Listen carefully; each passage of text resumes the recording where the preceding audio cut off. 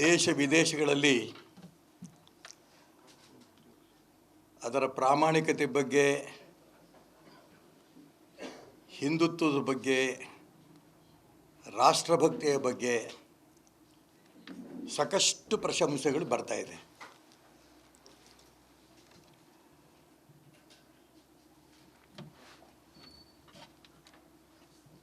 ಇದನ್ನು ಸಹಿಸಲಾರದೆ ಕೆಲವು ಪುಡಿ ರಾಜಕಾರಣಿಗಳು, ಚಿಲ್ಲರೆ ರಾಜಕಾರಣಿಗಳು, ಪ್ರಿಯಾಂಕಾ ಖರ್ಗೆ, ಹರಿಪ್ರಸಾದ್ ಅಂತವರು ಹುಚ್ಚು ಹೇಳಿಕೆಗಳು ಕೊಡ್ತಾ ಇದ್ದಾರೆ.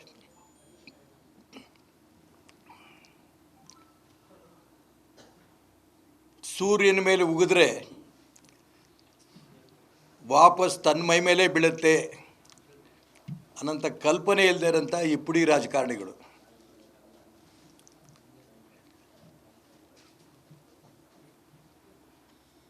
ಆನೆ ಹೋಗ್ತಾ ಇರೋಂಥ ಸಂದರ್ಭದಲ್ಲಿ ನಾಯಿಗಳು ಬೊಗಳಿದ್ರೆ ಏನೂ ಆಗಲ್ಲ.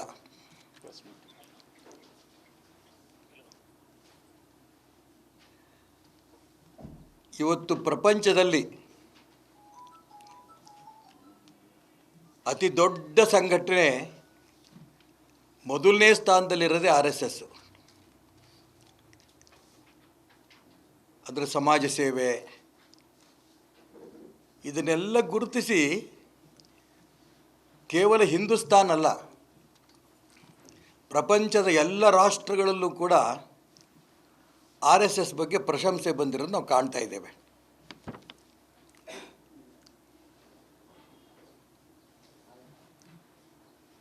ಇವತ್ತು ದೇಶದ ಮೂಲೆ ಮೂಲೆಯಲ್ಲಿ ಸಂಘದ ವಿಶ್ವರೂಪಿ ದರ್ಶನ ಆಗ್ತಾ ಇದೆ. ಪ್ರತಿ ತಾಲೂಕಲ್ಲೂ ಕೂಡ ಸ್ವಯಂ ಸೇವಕರ ಬೃಹತ್ ಪ್ರದರ್ಶನಗಳಾಗ್ತಾ ಇದೆ. ಕೋಟಿ ಕೋಟಿ ಯುವಕರು ಯುವತಿಯರು ಈ ಸಂಘಟನೆಯಲ್ಲಿ ಸೇರಿ ಈ ದೇಶವನ್ನು ಉಳಿಸ್ತೇವೆ ಈ ಪ್ರತಿಜ್ಞೆಯನ್ನು ಮಾಡ್ತಾ ಇದ್ದಾರೆ.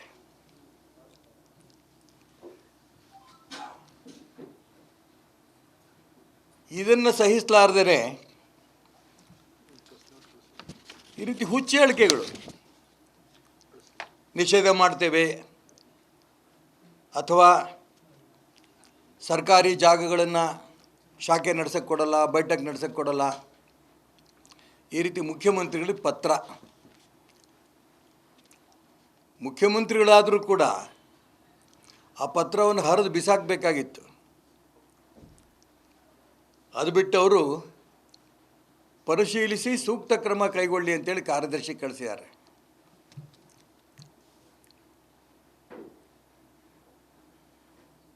ಕೋರ್ಟ್ ಈಗಾಗಲೇ ಸ್ಪಷ್ಟ ಮಾಡಿದೆ RSS ಬಗ್ಗೆ, ಇದು ಯಾವುದೇ ಕೋಮು ಸಂಘಟನೆ ಅಲ್ಲ. ಸುಪ್ರೀಂ ಕೋರ್ಟ್ ಏನು ಹೇಳಿದೆ, ಹಿಂದುತ್ವ ಅಂತಿದ್ದಂಗೆ ಸಮಾಜದ ದಿನನಿತ್ಯದ ನಡವಳಿಕೆಗಳು, ಎಲ್ಲ ವರ್ಗಗಳು ಕೂಡ ಜೀವನ ಮಾಡೋಂಥ ಒಂದು ಪದ್ಧತಿ, ಇದು ಹಿಂದುತ್ವ. ಇದೇ ಅಂಶವನ್ನು ಇಟ್ಕೊಂಡು ರಾಷ್ಟ್ರೀಯ ಸ್ವಯಂ ಸೇವಕ ಸಂಘಟನೆ ಬೆಳೆಸ್ತಾ ಇದೆ.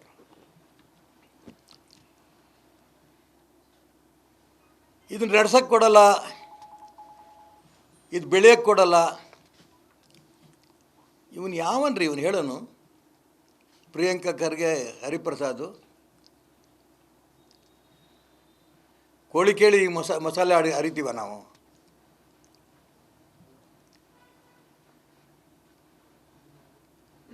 ನಾಗಾಲ್ಯಾಂಡ್, ಮಿಜೋರಾಂ ಅಂತ ಜಾಗದಲ್ಲೂ ಕೂಡ ಸಾಕಷ್ಟು ಮತಾಂತರ ಆಗಂಥ ಪರಿಸ್ಥಿತಿ ಇದ್ದಾಗ ಅಲ್ಲಿ ಹೋಗಿ ಮತಾಂತರವನ್ನು ತಡೆದು ಹಿಂದುತ್ವವನ್ನು ಜಾಗೃತಿ ಮಾಡಿರೋಂಥ ಸಂಘಟನೆ RSS.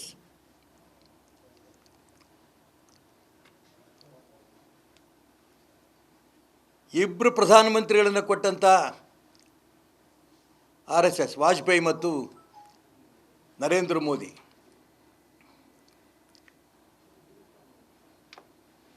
ರಾಷ್ಟ್ರಪತಿ ರಾಮನಾಥ್ ಕೋವಿಂದ್ ಅವರು, ಆಗಿನ ಉಪರಾಷ್ಟ್ರಪತಿ ವೆಂಕಯ್ಯ ನಾಯ್ಡು ಅವರು, ಈ ರೀತಿ ಅತಿ ಉನ್ನತ ಸ್ಥಾನದಲ್ಲಿ ಇರೋಂಥ ವ್ಯಕ್ತಿಗಳು RSS ಇಂದ ಬಂದವರು. ಅವ್ರ ಬಗ್ಗೆ ಇವತ್ತು ದೇಶ ವಿದೇಶಗಳಲ್ಲಿ ಅತಿ ಹೆಚ್ಚು ಗೌರವ ಬಂದಿದೆ. ಅವರಿಂದ ಭಾರತ ಮಾತೆಗೂ ಗೌರವ ಜಾಸ್ತಿ ಆಗಿದೆ.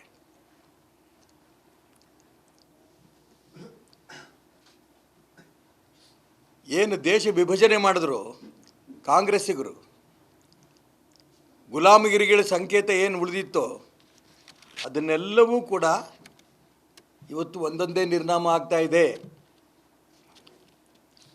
ರಾಮ ಜನ್ಮಭೂಮಿ,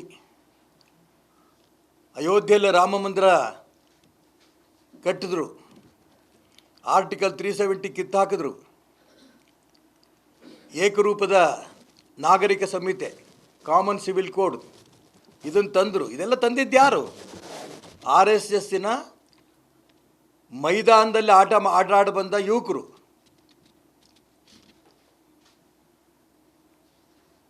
ಐವತ್ತಾರು ಸಂಘಟನೆಗಳಿದೆ RSS ಇಂದ ಪ್ರೇರಿತ ಆಗಿರೋಂಥ ಸಂಘಟನೆಗಳು.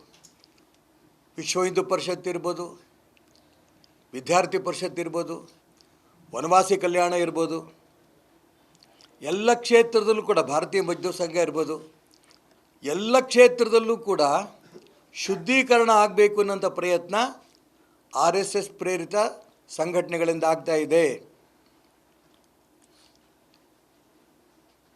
ಮೊನ್ನೆ ಪ್ರಿಯಾಂಕಾ ಖರ್ಗೆ ಹೇಳಿದ್ದಾರೆ, 300-400 ಕೋಟಿ ರೂಪಾಯಿ ಖರ್ಚು ಮಾಡಿ RSS ಕಚೇರಿ ಕಟ್ತಾ ಇದ್ದಾರೆ. ಎಲ್ಲಿಂದ ಬಂತು ದುಡ್ಡು? ಕೋಟಿ ಕೋಟಿ ಸ್ವಯಂ ಸೇವಕರು ಟ್ರಸ್ಟ್ಗಳು ಮಾಡಿ ಆ ಟ್ರಸ್ಟ್ಗಳು ಹಣ ಕೊಡ್ತಾರೆ.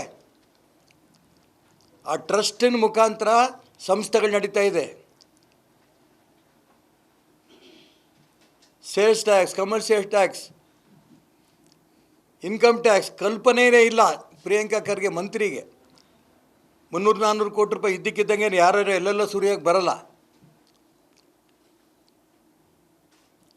ಎಲ್ಲ ಕಾನೂನುಬದ್ಧವಾಗಿ ಅಕೌಂಟಲ್ಲೇ ಟ್ರಸ್ಟ್ಗಳು ಮಾಡಿ ಆ ಟ್ರಸ್ಟ್ಗಳಿಗೆ ನಿಜ ಸಾವಿರಾರು ಕೋಟಿ ರೂಪಾಯಿನಷ್ಟು ಸೇವಾ ಚಟುವಟಿಕೆಗಳು ಬಳಸೋದಕ್ಕೆ ಟ್ರಸ್ಟ್ಗಳು ಮಾಡಿಕೊಂಡು ಅದ್ರ ಮುಖಾಂತರ ಕಾರ್ಯಾಲಯಗಳು ಕಟ್ತಾ ಇದ್ದಾವೆ. ಸಾಕಷ್ಟು ಕಡೆ ಆಸ್ಪತ್ರೆಗಳು ಕಟ್ಟಿದೆ, ಸಾಕಷ್ಟು ಕಡೆ ವಿದ್ಯಾಸಂಸ್ಥೆಗಳು ಕಟ್ಟಿದೆ. ಭಾರತೀಯ ಸಂಸ್ಕೃತಿ ಆ ವಿದ್ಯಾಸಂಸ್ಥೆಗಳ ಮುಖಾಂತರ ಹರಡಿಸಬೇಕು ಅನ್ನೋಂಥ ಪ್ರಯತ್ನ ನಡೀತಾ ಇದೆ. ಈ ಪ್ರಿಯಾಂಕಾ ಖರ್ಗೆಗೆ ಏನೂ ಕಲ್ಪನೆ ಇಲ್ಲ, ಹರಿಪ್ರಸಾದ್ಗೂ ಏನೂ ಕಲ್ಪನೆ ಇಲ್ಲ. ಸೋನಿಯಾ ಗಾಂಧಿ, ರಾಹುಲ್ ಗಾಂಧಿಗೆ ಸಂತೃಪ್ತಿ ಪಡಿಸಬೇಕು ಅನ್ನೋಂಥ ಒಂದೇ ಉದ್ದೇಶಕ್ಕೆ RSS ಟೀಕೆ ಮಾಡೋದು.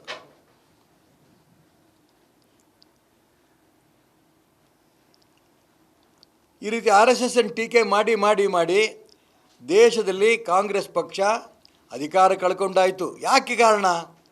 ರಾಷ್ಟ್ರೀಯತೆಯನ್ನು ಜಾಗೃತಿ ಮಾಡ್ತಾರಂತ, ಹಿಂದುತ್ವವನ್ನು ಜಾಗೃತಿ ಮಾಡ್ತಾರಂತ RSS ಮುಖಾಂತರ ಸ್ವಯಂ ಸೇವಕರು ರಾಷ್ಟ್ರಭಕ್ತ ಸಂಘಟನೆಗಳಿಗೆ ಬೆಂಬಲ ಕೊಡ್ತಾ ಇದೆ. ಹಾಗಾಗಿ ಕಾಂಗ್ರೆಸ್ ನಿರ್ನಾಮ ಆಗ್ತಾ ಇದೆ, ಭಾರತೀಯ ಜನತಾ ಪಾರ್ಟಿ ಬೆಳೀತಾ ಇದೆ.